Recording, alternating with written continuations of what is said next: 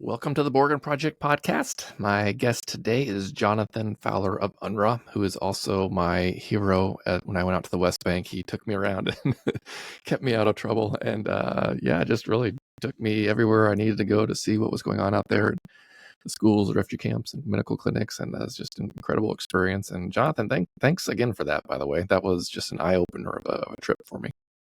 Well, that was a pleasure. I mean, we always need people to see what's happening on the ground. So I very much appreciate your introduction there. And thanks again for coming over to the region. It's a pleasure to be back on the podcast.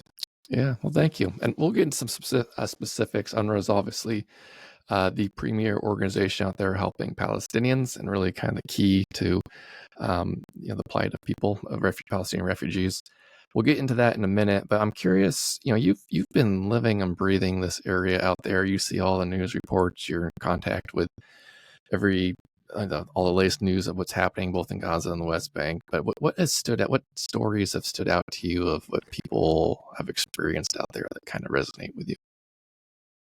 I mean, there are constant stories of, the stories that come from Gaza, the number of stories of horror, the number of stories of resilience, the number, the utter sort of human tragedy illustrated by like one or two cases that I can think of. I mean, most recently, our colleagues there, I do quite a lot of editing for our content, so a lot of stuff comes across my radar. And there was just one that just got me, really stuck with me just the other day, which was there's a 19-year-old man in the Gaza Strip who has blood cancer, lymphoma, and to treat that you need to have a compatible donor, all these kind of things, and the compatible donor turned out to be one of his brothers. So everything was sort of set up for the treatment, and then the war happened, and tragically his brother was killed. So the prospect of survival was removed from this 19-year-old named Firas. His mother, the father is of the family. They're separated from the father in terms of displacement. I mean, not for separated family, but just because the displacement story there. And so, they were on the road. It's the loss of the other children. I mean, this is the other thing. Large numbers of the family were killed in an incident. I mean, there's things which are very difficult to recount from this. So there's like a whole sort of concentric circles of trauma in this. But as she said, I should be celebrating the prospects of survival for my son. The solution was there, and that has been taken from us. And so it's like, they've lost so many other relatives. She's lost children, and then she's in this situation where she has the son, and she literally doesn't know what the timeline is for him. Will he ever be okay? What's going to happen? What's the prospect for the war? And I just found that was such a stark illustration. Because non-communicable diseases in a war zone, they remain a problem, but the level of treatment that you can get for them, of course, is severely constrained.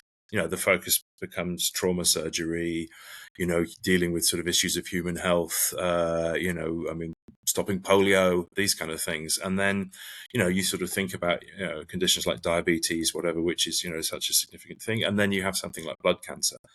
And you think, well, what is the life of somebody in a situation where you cannot get the care that you need for that? But she did. I mean, the reason that this story came across our radar was that she ended up going to an UNRWA clinic, because we still have about half a dozen clinics functioning out of the 2 dozen in the Gaza Strip, and they're primary healthcare clinics. But she said that the doctor was more than a doctor for primary healthcare. The doctor, became somebody who just listened to her entire story, and that also mattered. I don't know. I just found that so emblematic, because it's also what is it, for our medical colleagues. They're trying to do care, in a war situation, displacement situation, but they're also trying to listen to their patients, to be able to make people feel a little bit better, even psychologically, for a tiny amount of time before they go back out into that bad world, which is beyond the clinic doors. at extreme risk, of course, to their own lives, because they never know if the clinic they work in is going to be hit. And what they're going to see, and even these people are living in tents when they're going to work. So that just seems such an illustration from that one individual story, and that really struck me from the Gaza Strip. Yeah, there's a saying I heard recently. There's particularly when it comes to war zones, there's no such thing as health without mental health, and that kind of hits on that a little bit too, right? Just the value of someone listening to her and being there for her in this huge time of need, and that's pretty telling. What has surprised you the most operating out in the West Bank? And then, so I guess this question could be either related to Gaza or the West Bank, but what's something that surprised you about the region that maybe you didn't think of until spending time there? I mean, yeah, I'll speak specifically about the West Bank because I'm not operational in Gaza for a whole host of reasons. But my work has focused on our offices in East Jerusalem and going in and out of the West Bank frequently. I mean, it might sound weird to say that this kind of thing is surprising because I sort of, people say do your research. I mean, I had researched before I came here. And I was, of course, long aware of the situation and what is it like to be a Palestinian living in the West Bank.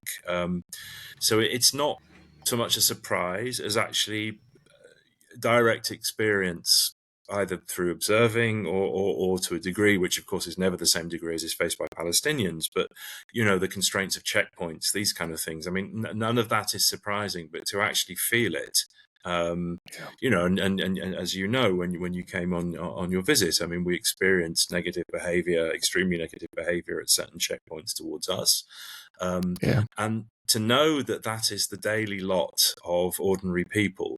What is it like to be a population where you have to stand in line for hours to maybe get through, to go somewhere, to go to a clinic, for example, or to go to work, to move around, to go and see your relatives who live somewhere else, to suddenly discover you can't go that way today, you've got to go this other way. And I've faced all of those things at my level, which have been minor inconveniences, no, because all behavior is problematic, but I mean, they are minor relative to the experience of the people. And we're a UN organization, let's not forget. So we are supposed to be able to, we move around in UN cars, we have UN vests, we have UN badges, we have, we have the status which goes with that, to be able to do our work as a UN mandated entity. And yet we face, sudden sort of arbitrary decision like you can't go through this checkpoint, and yet other cars may be going through. And that sense, I suppose, maybe, to try to answer the question more concretely, the level of maybe individual behavior and how much that matters. And that really illustrates the arbitrariness of the situation. Because the checkpoint where you and I faced an issue, I've been through there multiple times over recent weeks. And it has been, as far as I can see, totally random. I mean, to the point that one of the days we were going through it and the driver slowed down so we could show ID if asked. And they actually seemed irate that we'd slowed down, and they were kind of, come on, go through, without even wanting us to stop. And it was actually the same car and the same driver as had been, when we had the issue. So what's that about? Is there some kind of other context that none of us are aware of? Is it just an individual behavioral thing on the day? I mean, there are many factors, of course. It's always a very, very sort of complicated layer cake of things in this region. So, I mean, so it's not a surprise as such, but it is a bit of a sort of revelation to experience those kind of things in this context, and to be able to better understand what it means for people who've been living this, their entire lives. I would add the problematic behavior at the checkpoints too. It feels more psychotic. That was my takeaway. It just seemed like a loose cannon. How can we elevate? With police officer, you never want to make things worse than it is. That's a general rule of being a police officer. But these guys are just like yelling the minute you get there and like just trying to start stuff and create up the tempo right away. Well, and that's the thing. And of course, we are all trained. I mean, and it's also common sense in the situation we're in. And plus us that, our role as international civil servants, we're not going to get into a provocation game. So it can be annoying. but you don't push back. I mean, I know perfectly well that kind of behavior is unacceptable and actually goes against, all kinds of international law and diplomatic conventions and so on.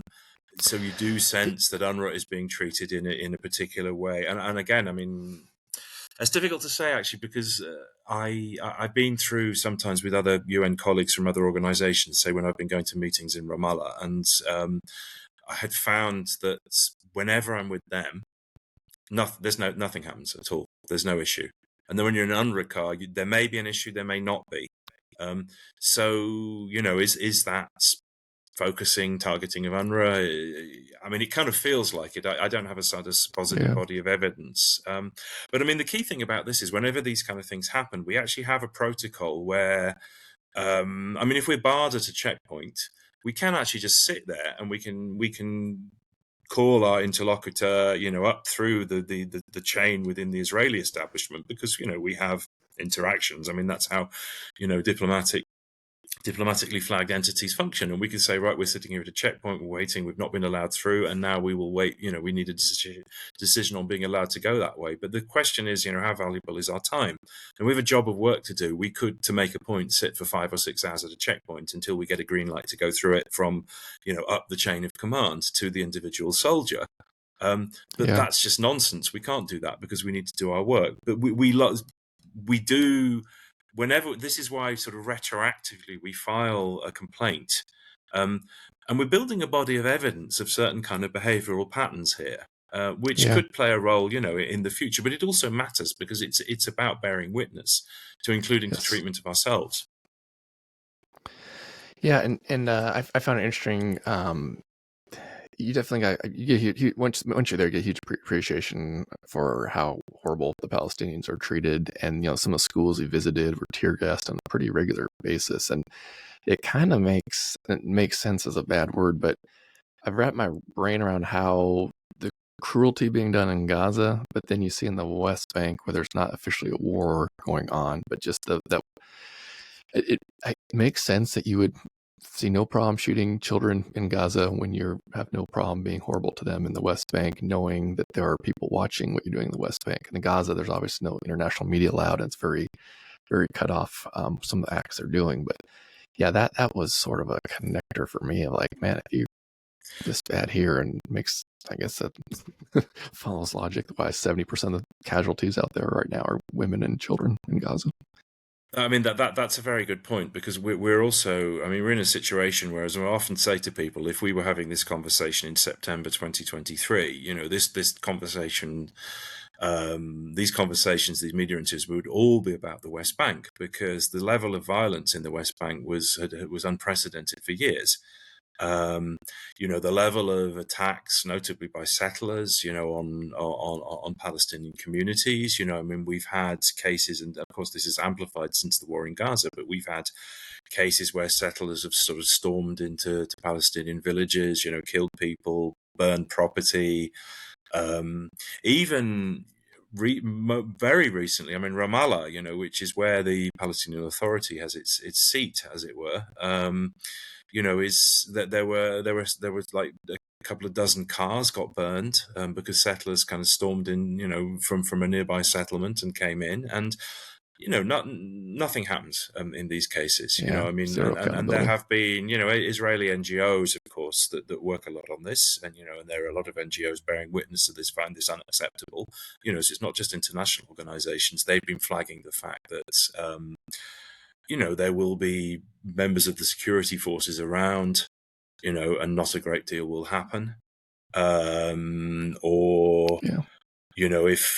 If residents try to push back, and by that I mean argue, and you have this with olive growers, you have shepherds and so on, facing attacks. If they contest the fact that they're meant to be there, and I mean that they're not meant to be there, as it were, the settlers would say you have to get out or whatever. And if they push back, and I'm not talking about violence here, I'm talking about verbally getting angry or kind of distressed, then they are the ones who face arrest or worse. And we've had. We've had recent incidents. I mean, there was a teenage boy, young teenage, like 13 years old, who was shot throwing stones. And I mean, the Israeli media, the newspaper Haaretz, their reporter Gideon Levy went there. A very interesting article, very insightful. This was in Shufat camp, and this was, that he'd been endangering people on the highway. But as the report by Levy said, you'd have to have seriously strong throwing skills as a teenage boy to be able to actually cause any danger to somebody from where he was. So it was like, got to take this person out because, there's a risk of something, but, it's like preemptive striking. And, I mean, I'm not judge and jury on this kind of stuff, but we do see a pattern. So then you're right to flag, the kind of things that we see in the Gaza Strip. I mean, the fact that women and children make up the bulk of the dead, all these kind of things. I mean, not going to draw a line, of course, not myself, but I mean, we see patterns of behavior. And I mean, another concern in the West Bank is because of the scale of the military operation in Gaza, people who may have been soldiering or been security forces in operations in the West Bank, they're over there. And so there's been a lot of sort of rebranding of settler groups, into sort of military units, or, settlers kind of being called up or whatever to do jobs of work on their ground. Well, I mean, there's a conflict of interest there, of course, immediately.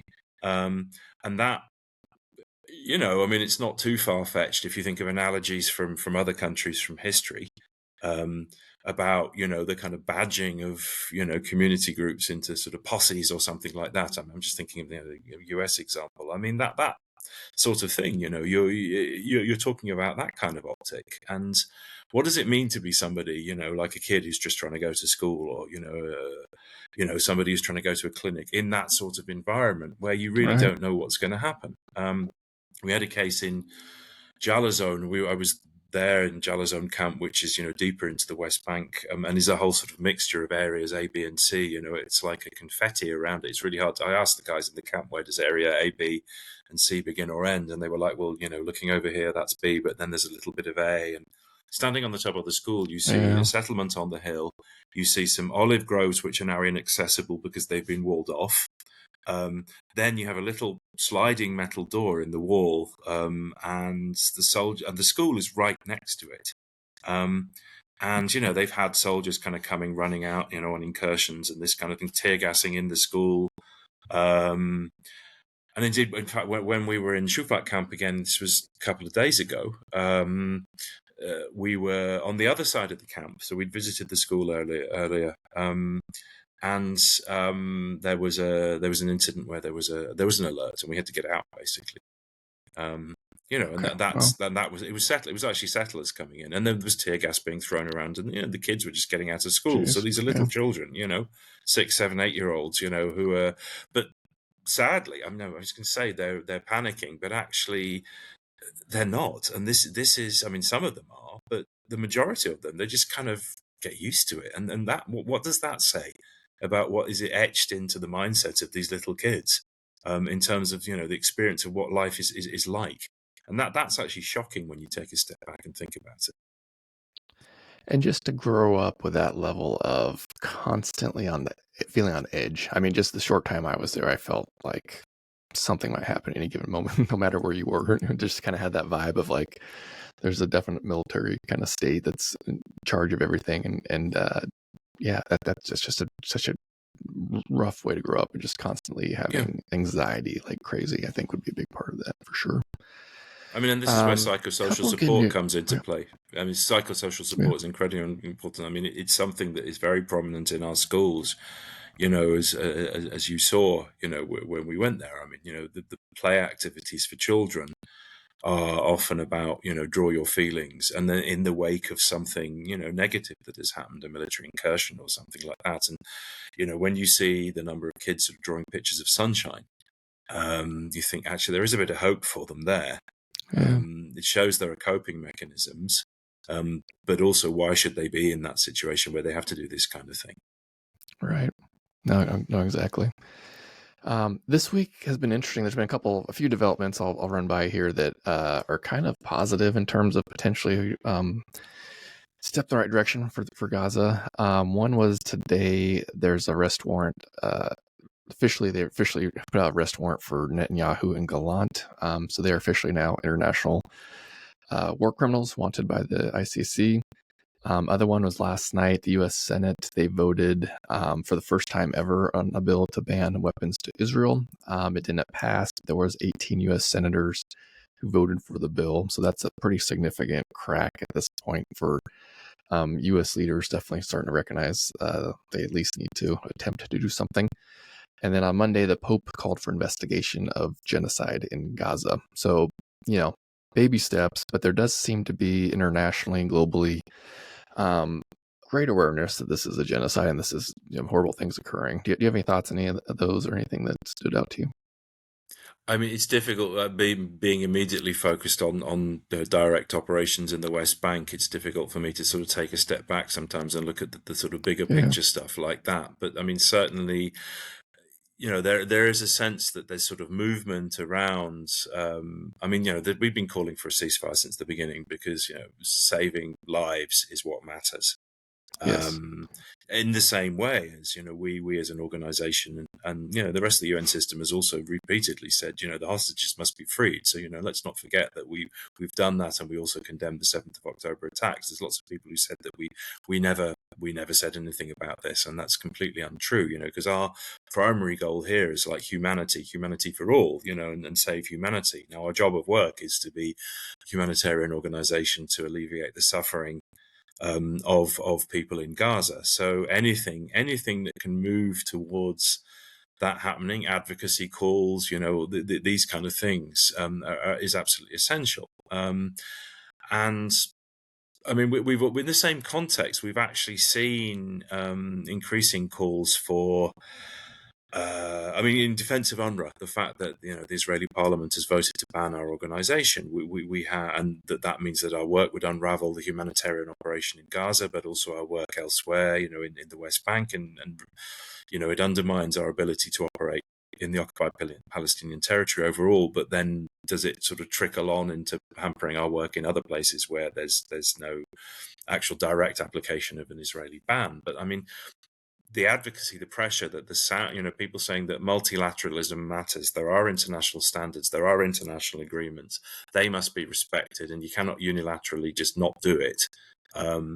All of the things you mentioned, they are significant steps in that sense because they are bearing witness to the fact that there are rules which are set down and agreed on largely by the international community, and that those things are meant to be followed. So international humanitarian law in Gaza, we've seen a blatant disregard for that since the beginning of the war. To the point, I mean, we have had over 240 of our colleagues killed in the Gaza Strip. That's an unprecedented figure for UN personnel. And there is no precedent for that in the history of the United Nations. Yes. These colleagues are all Palestinians, of course, which then renders it particularly tragic that there's maybe not enough international noise about this. Because, if it was, I mean, I know full well that if it was, 50 iterations of me, Right.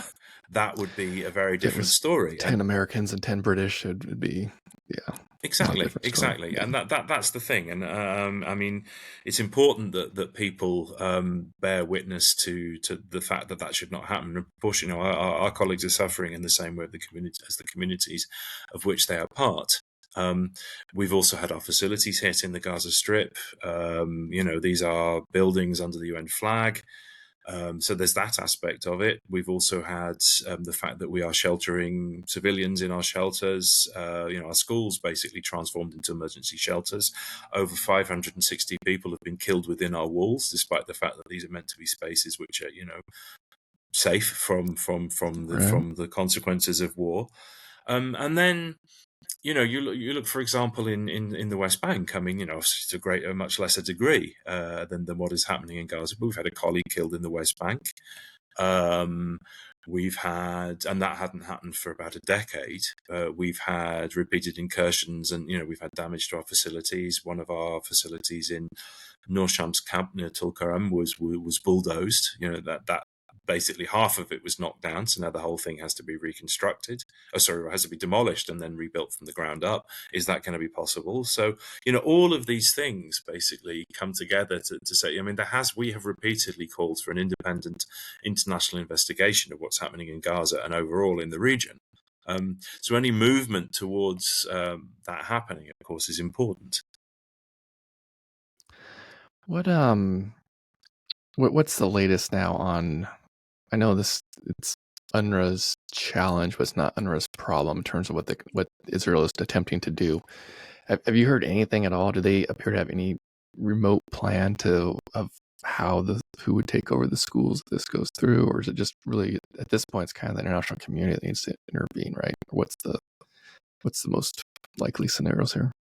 It's extremely difficult to say at this stage. I mean, as we have, and as you rightly flagged, we've repeatedly said we didn't ask for this law to ban our activities, and also ban all contact with us, which is tantamount, to banning our activities because it makes it impossible to function.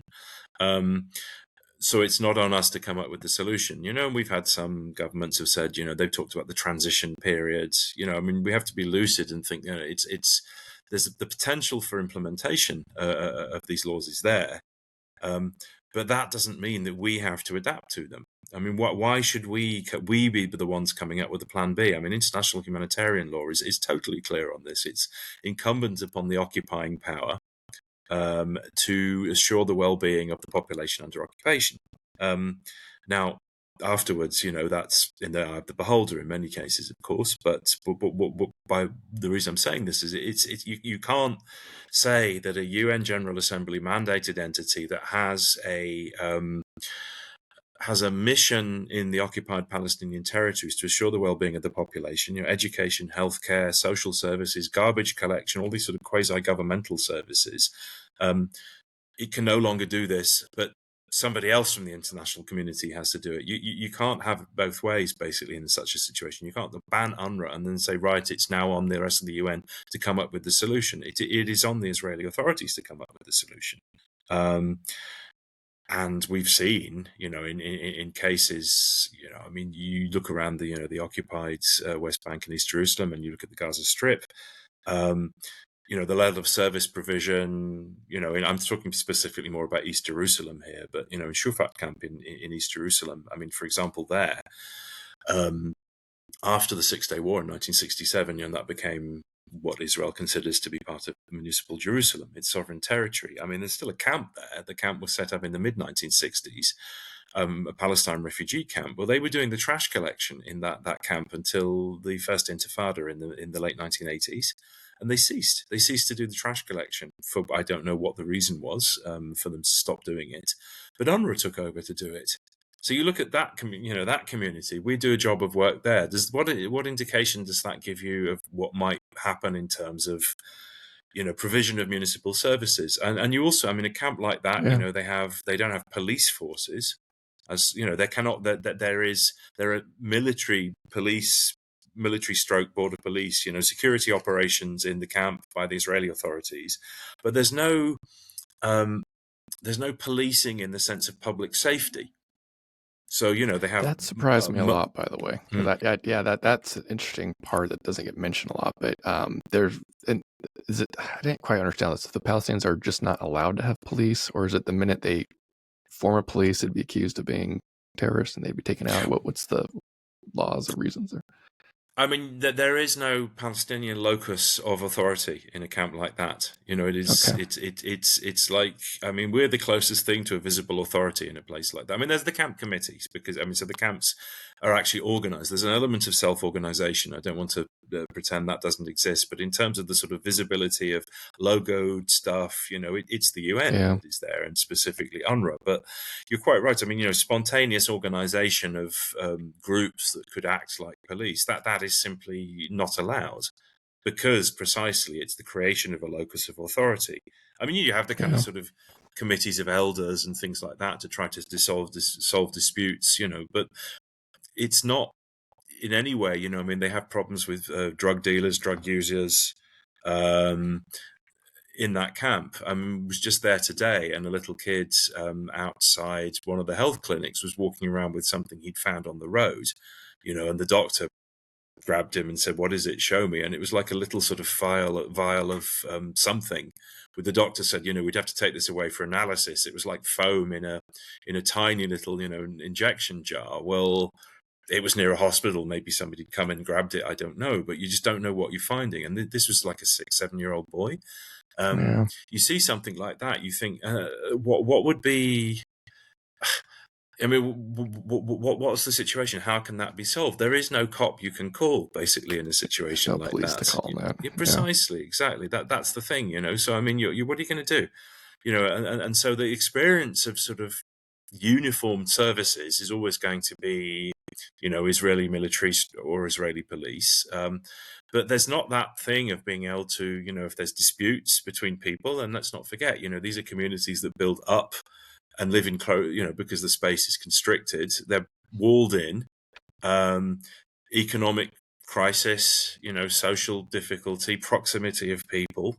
I mean, I often think of the analogy. I mean, having worked with the United Nations Human Rights Office in New York, I was on the sort of the US beat in 2020, 2021. I'm working on racial justice issues and those kind of things, in North America. And, the issue of sort of over-policed but under-protected communities of color, Right.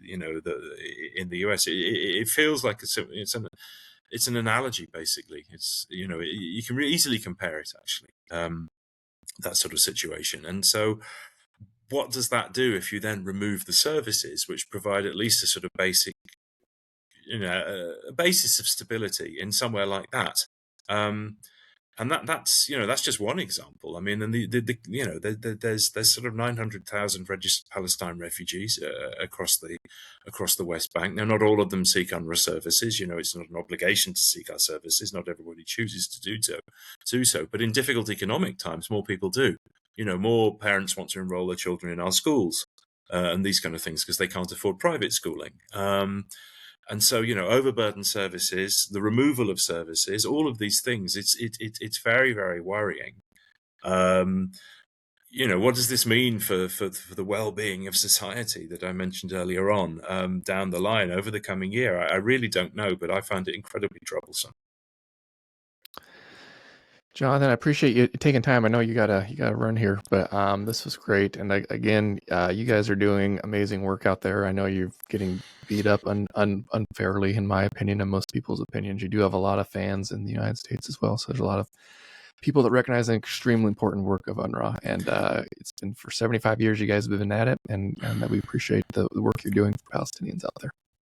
Thank you. Very, very kind of you. I mean, just one message, I suppose, to listeners also is, there is a lot of mis and disinformation about us, but, as the song says, don't believe the hype, because that's absolutely essential. I mean, you hear people who should know better repeating things about us, people at the highest level, they either have no idea of what's true or untrue, or they believe it's true, or they're repeating it in the full knowledge it's untrue, and that is very, very worrying, because Yes. we're in a space where things are just said and then they become facts, even though they are manifestly Right. not. And so really, really do appreciate the opportunity to speak with you again, because it is important. We do very much appreciate the allyship that we feel from people within the United States, and may that continue, and may decisions on funding be changed, all the things which may make us able to function. Jonathan Fowler, UNRWA, thank you very much. Thank you.